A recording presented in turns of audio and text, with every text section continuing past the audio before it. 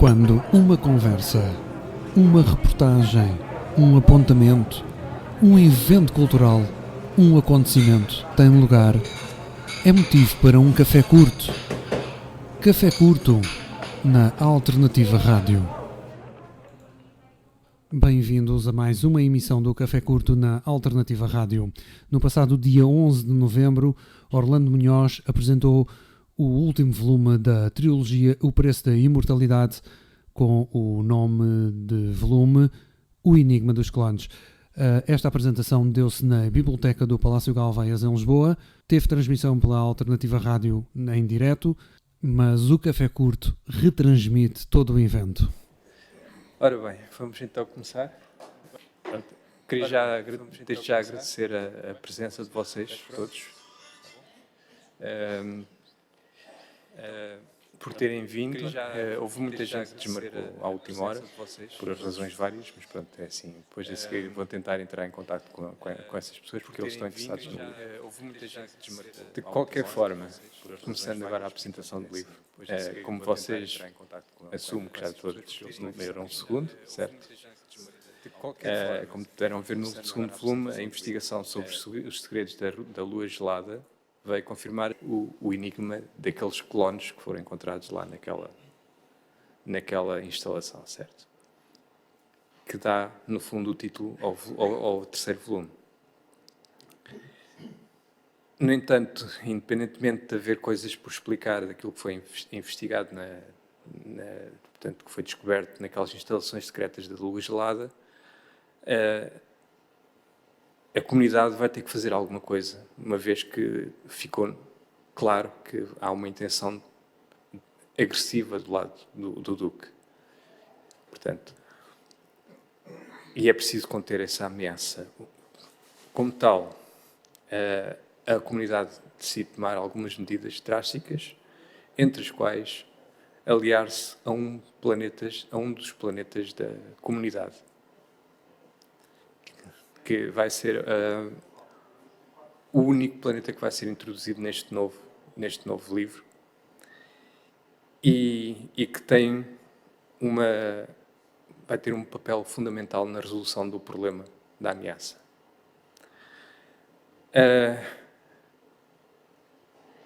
Neste volume serão vistos todos e descobertos todos os segredos, entre os quais o misterioso professor, quem é que ele é, o maquiavélico mestre e, não menos importante, vão finalmente perceber o porquê do título principal do livro, O Preço da Imortalidade. Ou seja, qual é que foi o verdadeiro custo que a humanidade pagou para atingir a imortalidade. Em relação a este volume, com relação aos anteriores, em que o primeiro foi tipo uma introdução, o segundo foi uma abertura da história a outros mundos com diferentes sociedades, este desenrola-se ao mesmo tempo em todos os mundos que foram introduzidos nos outros dois, incluindo neste novo planeta, e vai ter muito mais ação, porque especialmente no planeta do Duque. Acho que isto vai agradar àqueles que disseram que no primeiro volume havia pouca ação, havia muita descrição e não sei o quê. Aqui, os cenários já foram descritos, excetuando aquele planeta novo. E eu acho que vão gostar da forma como depois todas aquelas histórias que se abriram ao longo do segundo volume, nas várias localizações, com as várias equipas, com os vários intervenientes, personagens, etc. Depois, no fim, aquilo vai tudo confluir e vai fechar a história. O que eu queria dizer é que, este volume tem mais 100 páginas do que o outro, porque foi necessário atar muitos nós, né? Não está aqui a editora para agradecer, porque apesar de ter mais 100 páginas e apesar da inflação, eles conseguiram manter o preço do anterior, 18 euros. E por fim queria que soubessem que pronto, este é mesmo o fim da trilogia. Vai ter um epílogo, onde se vai saber, depois do final da história, o que é que acontece com algumas das personagens. Não tenciono fazer uma prequela nem uma sequela. Não. Não, porque eu não sou a Disney. Não é Star Wars. E, portanto, e acho que é tudo o que há para dizer em relação a este livro, sem estar a desvendar a história, obviamente, não é? Para terminar, queria deixar um agradecimento especial a todos os que ajudaram na publicação e difusão e venda desta obra. Neste caso, ao Rui Graça, Nuno Sequeira, Luís Almeida, que não pôde estar cá hoje, Pedro Duarte, que é um colega meu, pela ajuda na revisão dos textos finais. Portanto, houve um quarto revisor neste livro. Ao Rui Graça e ao Nuno Sequeira, por me terem convencido a publicar, depois de terem feito a revisão dos primeiros 3 volumes.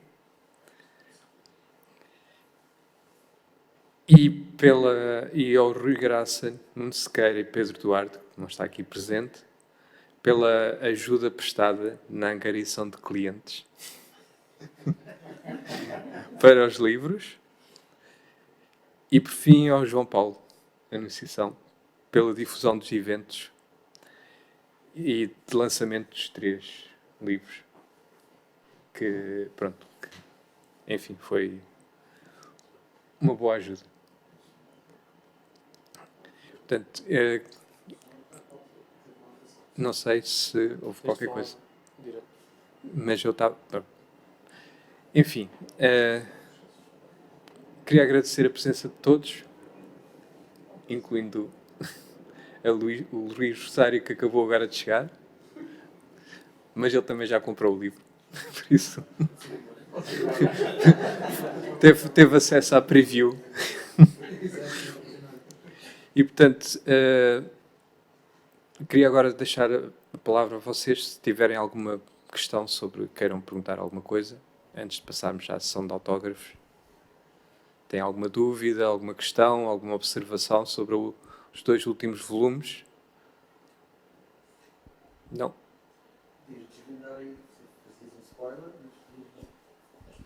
Estou. Renato Marques. Sim. Está com som? Ex-colega e amigo. Podias fazer um spoiler? Estamos tão poucos aqui, acho que ninguém se importa. Não, porque o spoiler depois vai ser difundido sobre pela uma rádio coisa alternativa. Sobre o fim do outro, não é? Sobre uma explosão que aconteceu no segundo livro. Sobre a situação de... Sim. Que vai ser desvendado neste, presumo eu. Mas podias... Não. Não.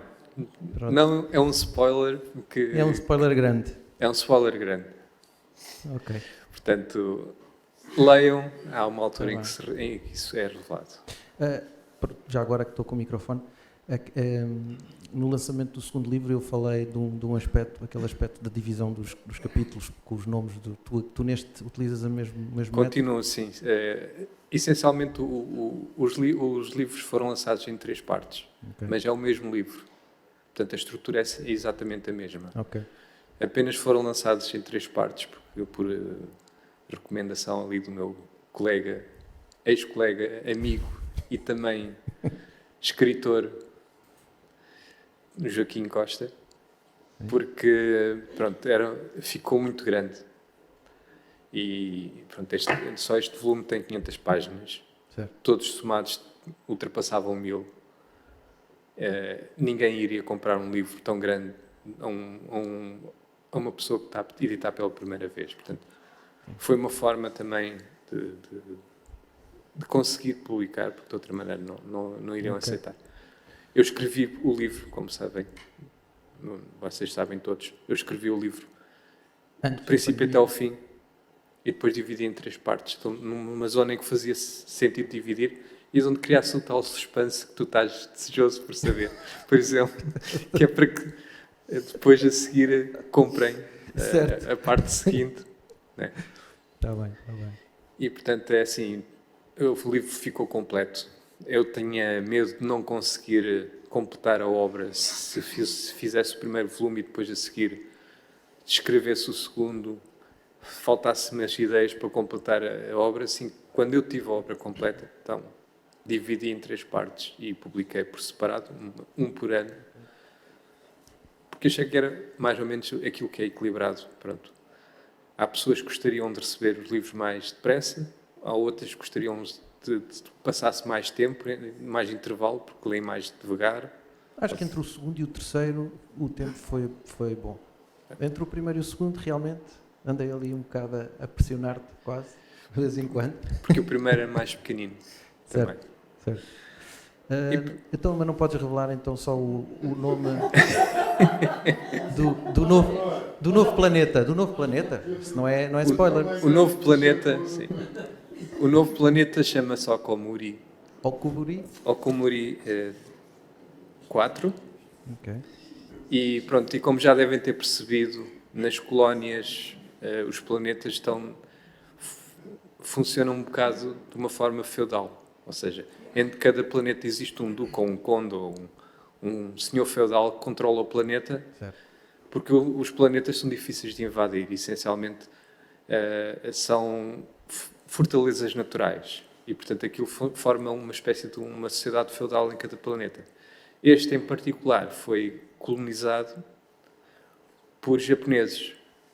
E, portanto, tem uma cultura, segue a cultura japonesa, tradicionalista, onde impera o código do Bushido e aquela questão toda. Mas, pronto, é assim, é o que os distingue. E não sei se será um grande spoiler, mas é o grande oponente do planeta do Duque. Okay. Mas pronto, é assim. Como vocês viram no segundo livro, no planeta do Duque, a cultura é essencialmente baseada nas tradições viking, certo? Porque ele tentou unificar a população, que era essencialmente nórdica, debaixo de uma cultura unificada, de âmbito guerreiro, para poder avançar com a conquista dos restantes planetas das colónias. E, portanto, isso também foi impulsionado um bocado porque ele encontrou uma resistência muito grande em relação a esse planeta Okomuri, que tem a cultura japonesa, do Bushido, da arte da guerra, etc. E, portanto, ele achou que a forma como havia de conseguir também unir a população dele no âmbito de uma cultura guerreira, orientada para a conquista, era reviver a cultura nórdica dos vikings. E vê-se isso ao longo da segunda obra, portanto não estou a revelar nada, porque supostamente já leram todos, certo? Sim. E pronto, e acaba por ser também um choque entre culturas. Não sei se há mais alguma questão. Luís Rosário. Sim, obrigado. Eu gostei muito do terceiro livro, já acabei. Já acabaste? Já. Então sabes os spoilers todos. Já sei todos. Queria uma pergunta mais geral, que não vai spoiler nada, mas que no fundo está ligado com os personagens, e queria perceber um bocadinho como é que montaste os personagens, porque apesar de tudo ainda são muitas personagens. Sim.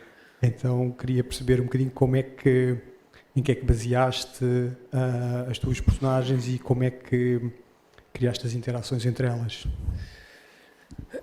Essencialmente o que eu tentei fazer foi a cada personagem dar uma personalidade bem marcada, com gostos específicos, com uma forma diferente de pensar. E depois desenvolvi isso e adaptei isso à história. Ou seja, depois construí a história em volta das personagens. Primeiro imaginei os personagens. No caso, por exemplo, do investigador principal, Ele é uma pessoa que sobreviveu à guerra, portanto é um sobrevivente, tem uma experiência de antes da guerra, de uma cultura que existia, que deixou de existir, uma maneira de pensar um bocado antiquada. Por exemplo, ele é considerado um dos antigos e tem aquela maneira de ver as relações que já não existe no novo mundo em que as pessoas são imortais. Enquanto que a Jodie cresceu, era pequenina nessa altura, não tem lembrança dessa época, era uma criança, já cresceu na nova sociedade e tem uma visão completamente diferente. O mesmo se passa com a Cristina. A Cristina foi construída com base numa personagem que tem sentimentos muito profundos, mas que não os consegue expor. E a única forma como ela se consegue soltar é aquela maneira específica como ela se porta no quarto, certo?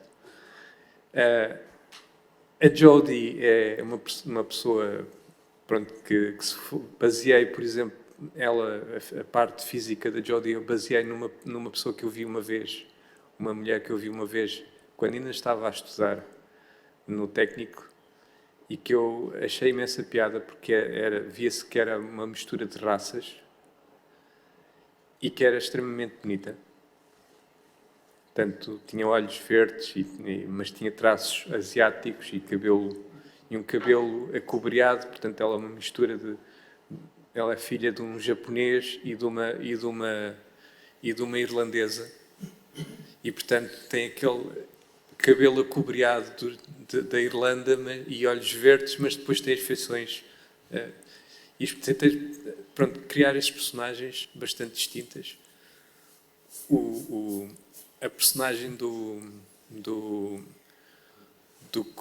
comandante McPherson foi inspirada num cartoon que havia, que era o Samurai Jack, de um escocês, que era bastante irritável,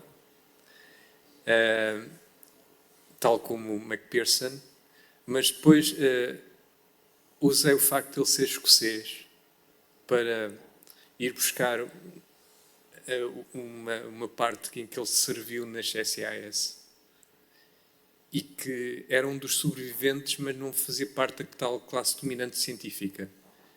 E ele culpava essencialmente a classe dominante científica por tudo o que se tinha passado, pelo final e pela guerra, por tudo aquilo. Portanto, pela prática extensão da humanidade. Portanto, eu fui construindo os personagens. O Dr. Lin, que também é introduzido logo no início, é uma personagem muito tímida, porque vocês sabem, passou por aquela situação em que ficou fechado num laboratório durante meses e sobreviver com o que conseguia encontrar, o resto da equipa toda morta, e a partir daí teve muita dificuldade em relacionar-se com as pessoas. Mas depois também sentia-se um bocado preso por causa de certas restrições que a própria comunidade lhe introduzia. Eu fui introduzindo estas coisas nos personagens como parte para desenvolver a história e parte para os diferenciar. E também uso essas diferenciações entre personagens, portanto, essas diferenças, em que às vezes eles têm debates, discussões entre eles, e permite-me transmitir um determinado ponto de vista que eu queria meter no livro, mas não só de um ponto de vista único. Ou seja, permite-me tocar um tema, mas ao mesmo tempo explorar esse tema visto de várias perspectivas, porque essas pessoas pensam de uma maneira diferente. E isso dá muito mais liberdade a ir construindo depois a história. Se a pessoa se o escritor tem personalidades muito marcadas e com opiniões bastante diferentes, consegue depois criar certos atritos e certas situações em que depois permite também tocar em certos assuntos e dar vários pontos de vista sobre esses assuntos. Criar interações interessantes também entre as personagens. Por exemplo, uma das coisas que aflige o personagem principal é que ele sente-se atraído por duas mulheres, mas do ponto de vista dele, aquilo está errado. Porque ele foi criado numa sociedade monogâmica.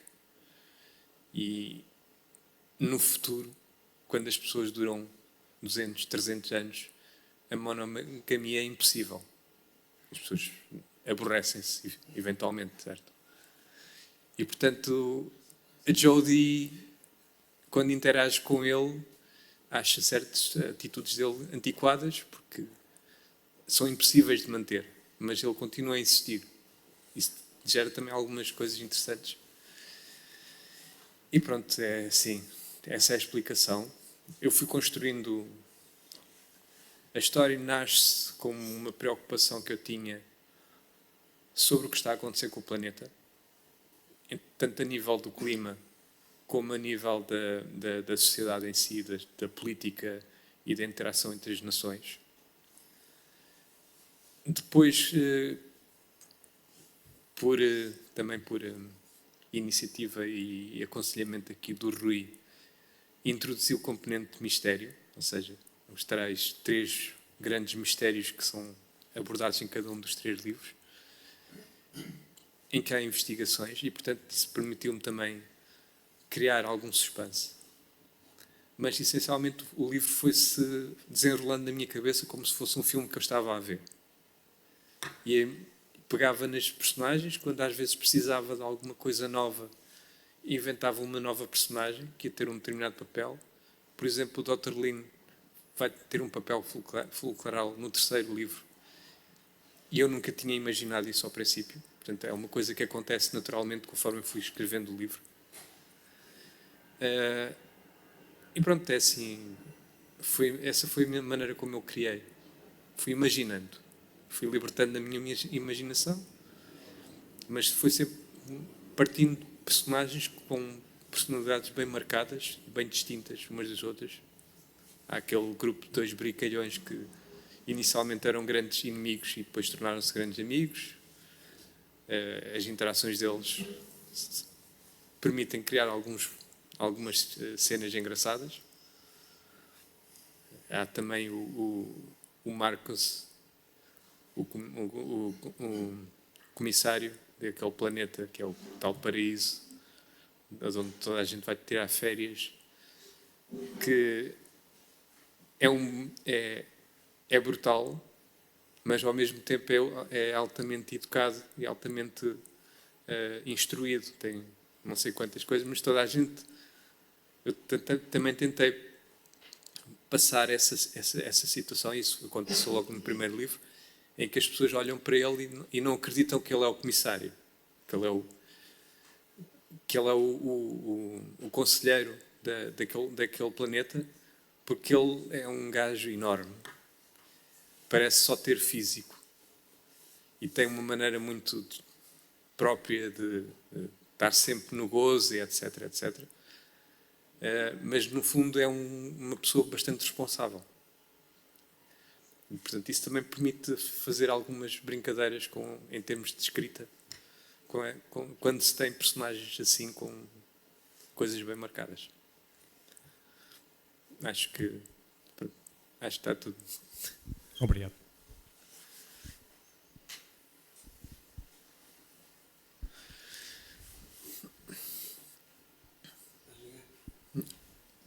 Mais alguém? Então agora sobre o Orlando. Sim. Em nome da Alternativa Rádio, não tens que agradecer coisa em cima nenhuma, é um gosto ter-te como um dos nossos apoios culturais. A Alternativa Rádio é uma rádio essencialmente musical, cultural e que dá a mão ao associativismo, porque é uma rádio da Associação das Coletividades do Concelho do Barreiro. E foi um gosto fazer estes 3 diretos e fazer depois a emissão da rúbrica onde nós incluímos depois o conteúdo gravado, que se chama Café Curto, embora isto às vezes tenha mais de meia hora. Eu queria só fazer-te também uma outra pergunta que tem a ver com o facto de falaste muito bem na construção das personagens, mas como é que se constrói uma trilogia com 1500 páginas, para aí, 1300, vá. Como é que se constrói uma trilogia de ficção científica baseada nessas tais personagens que tu agora acabaste de descrever o método de construção delas, não é? A construção não foi pensada à cabeça, como é que é dizer? Eu fui escrevendo. Fui escrevendo o primeiro volume, essencialmente dei ao Rui para ele ler, a ver se valia a pena continuar a história. Ele disse-me que sim, incentivou-me a continuar a história. E depois havia aquela situação de toda a ação do primeiro volume passa-se na comunidade dos planetas interiores, que é uma sociedade muito organizada e regida apenas pela lógica e pela razão. Obviamente que existem descontentes, e vê-se logo no início do primeiro livro que há pessoas que ou são expulsas da comunidade porque não contribuem, ou vão-se embora porque simplesmente acham que ao fim de 300 anos já estão fartos. Já fizeram tudo o que gostavam de fazer e etc. E, portanto, surge um outro conjunto de mundos. A condição deles saírem é que eles deixam de ser imortais. E isso cria logo uma série de outros constrangimentos nesses mundos. Quando as pessoas imigram, e neste caso imigram para planetas vazios, que suportam a vida, mas que não têm lá ninguém, tipicamente vão se juntar por grupos com afinidades. Por isso é que o planeta Okomuri, são essencialmente descendentes de japoneses, porque a população que imigrou para lá eram descendentes de japoneses. Os imigrantes tentam ir colonizar um planeta mantendo a sua identidade. E como havia planetas disponíveis para todas e mais as identidades que fossem necessárias, eles não se misturavam muito. Ou seja, o planeta do Duque, por exemplo, foi colonizado por nórdicos. Por essencialmente pessoal descontente ou que foi expulso da coisa. Isto dá origem a uma série de culturas e depois eu fui explorando isso. Ou seja, ao longo do tempo, conforme fui escrevendo a história, havia sempre por trás um complô qualquer que não se conseguia perceber no início qual é que era. Havia ali uma coisa qualquer estranha. No primeiro livro, os sistemas matemáticos deles detectaram que havia uma anormalidade de mortes entre as pessoas que tinham recebido o soro, especialmente aquelas que tinham cargos importantes dentro da comunidade. Portanto, foi isso que deu início à investigação, e quando se começa a perceber que houve ali mesmo uma sabotagem, começa-se a tentar perceber de onde é que vem a sabotagem. E começa-se a perceber que a sabotagem veio de fora dos planetas. Portanto, a ação naturalmente começa a transitar para as colónias exteriores.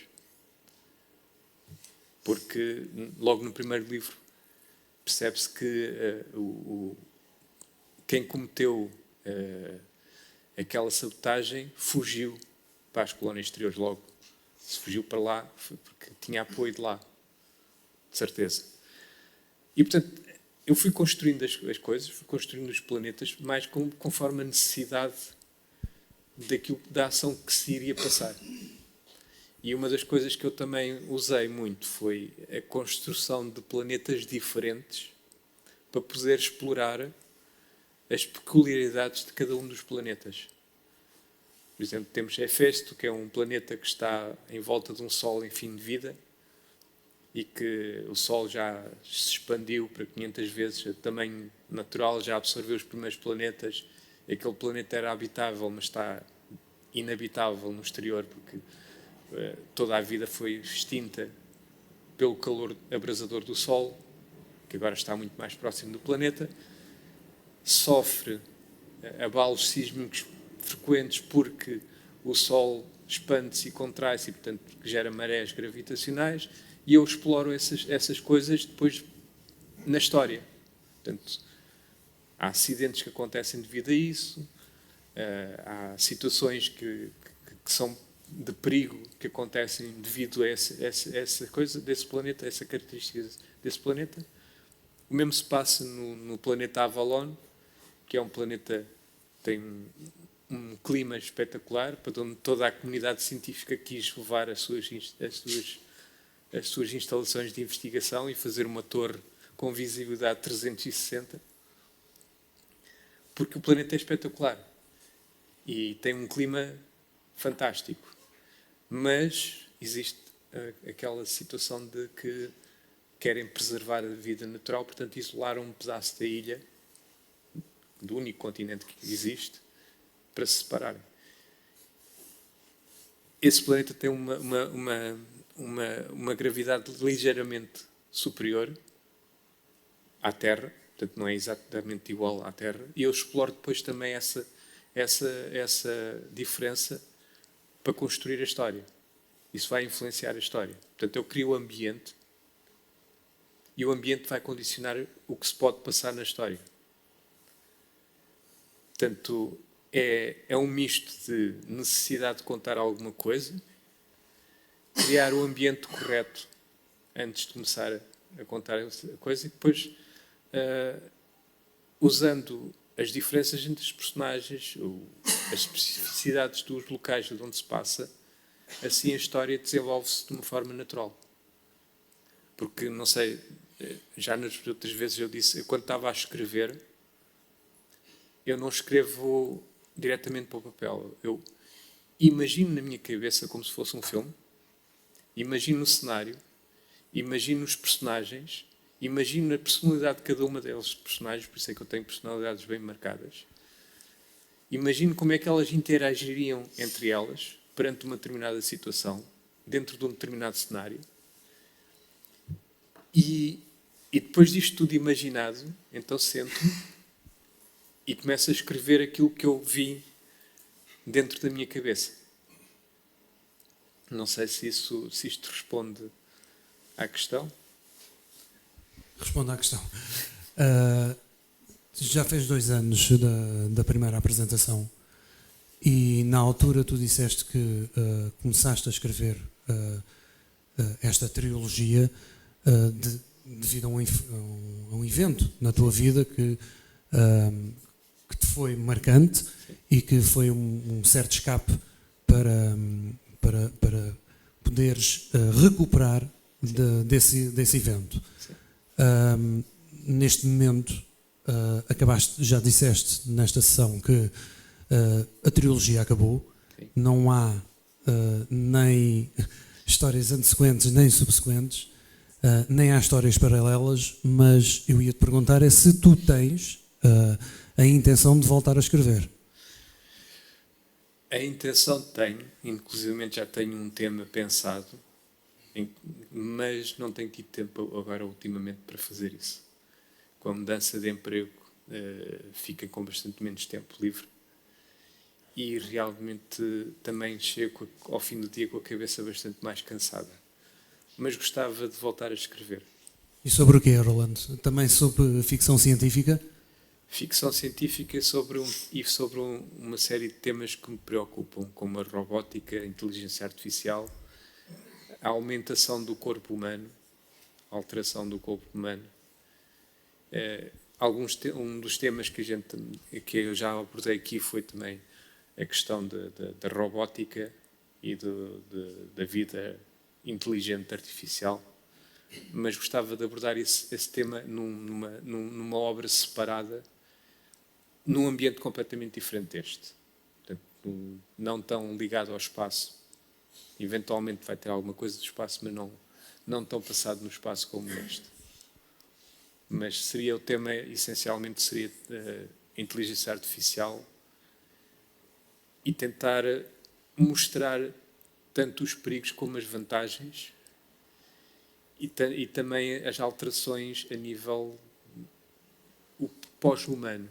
Ou seja, quando as pessoas começarem a integrar órgãos artificiais, quando começarem a usar capacidades adicionais dadas por implantes, por coisas que lhes possam... E depois o o choque entre a vida puramente artificial, portanto, androides com inteligência artificial, pessoas com alterações e pessoas que se querem manter completamente puras. Pronto, essa é a ideia base, mas não comecei ainda a explorar, não tenho tido tempo para estar. Nem anotações. Não. Tenho ideias que estão a fermentar aqui dentro da cabeça, mas ainda não me sentei para começar a escrever nada. Um bocadinho, uma pergunta e para finalizar a minha intervenção e as minhas perguntas a ti, um bocadinho fora da caixa da apresentação do livro. É muito difícil editar um livro. Aconselhas, por exemplo, quem está presente aqui nesta sessão, que edita um livro? É sim, é difícil editar. A única coisa que eu posso aconselhar é que completem um livro antes de começar a editar. Porque depois torna-se mais difícil. O Joaquim sabe o que é que eu estou a falar. Em Portugal é difícil editar. As editoras não são muito receptivas. E também não dão muito apoio. Essencialmente, grande parte do trabalho tem sido feito por mim e pelos meus amigos, em termos de difusão e de vendas, inclusivamente. Agora, se tem uma boa ideia e se tem capacidade para escrever e se conseguem sentir prazer, porque essencialmente o grande prazer, quando se escreve um livro, é precisamente o prazer de o estar a escrever. O sentir que a pessoa leu aquilo que acabou de escrever e sente orgulho naquilo que escreveu. É uma coisa, dá uma certa satisfação, mesmo que não fosse publicado. Eu tinha ficado com satisfação, tinha conseguido completar uma história complexa, tinha conseguido escrever aquilo, tinha conseguido abrir N histórias paralelas e depois no fim de todas elas convergir. E foi também aquela questão do escape, porque, como eu disse, enquanto eu estou a imaginar aquilo, eu estou completamente imerso naquele universo que eu criei. E a pessoa esquece completamente de todos os problemas que tem à volta. Eu consigo perceber, por exemplo, agora, depois de ter escrito um livro, porque é que certas pessoas que foram presas e que ficaram muito tempo presas escreveram imensos livros enquanto estiveram na prisão, porque é uma forma de escape mental. É terapêutico. É terapêutico e permite que a pessoa saia do sítio onde está e use a imaginação para ir a um sítio onde não pode estar. Neste caso, o espaço, que é uma coisa que me fascina. Eu durante a escrita do livro, viajei no espaço N vezes, descrevi sintomas, se calhar são possíveis, introduzi isso tudo na história e pronto, e onde ver no terceiro episódio que há até inclusivamente desenvolvimentos nesse problema que o Harry sofria todas as vezes que fazia um salto na nave de salto. Né? Ficamos então à espera da nova história sobre a inteligência artificial, mas que não seja escrita com inteligência artificial, não. Não. Escrevi até ali num cantinho. Escrito para o microfone. Não tens de ligar. Tens de ver ao teu pai. Depois a vez ali no cantinho, escrito pelo ChatGPT. Exatamente. Ou pelo Bing AI. Não sei se alguém mais quer fazer alguma pergunta também. Então, nesse caso, podemos passar à sessão de autógrafos e agradecer já a todos aqueles que puderam vir cá hoje.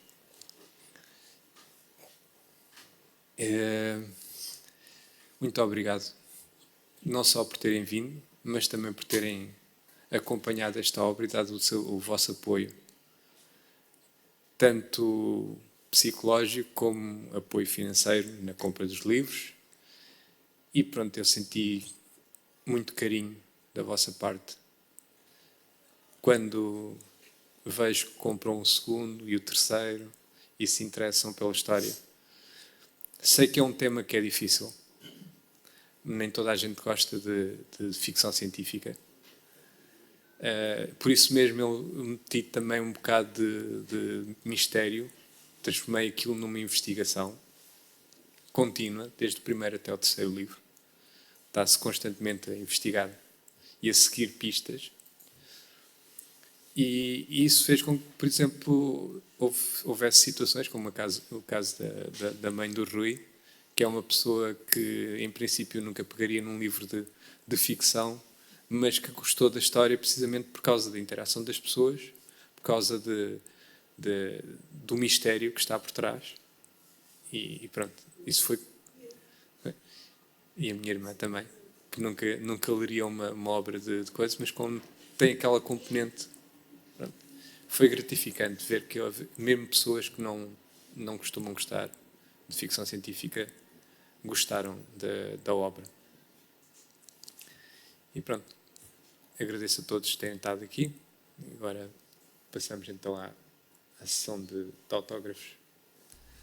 A trilogia de O Preço da Imortalidade pode ser adquirida em formato de papel e e-book no site da editora em Portugal, em www.livrariaatlântico.com, em formato de papel na loja FNAC do Chiado, em formato de papel e e-book no site da FNAC, em www.fnac.pt, em formato de papel no site da editora no Brasil, www.livrariaatlântico.com.br, e o terceiro volume pode ainda ser adquirido na Livraria Martins, na Avenida Guerra Junqueiro, número 18, em Lisboa. Quando uma conversa, uma reportagem, um apontamento, um evento cultural, um acontecimento tem lugar, é motivo para um café curto. Café curto na Alternativa Rádio.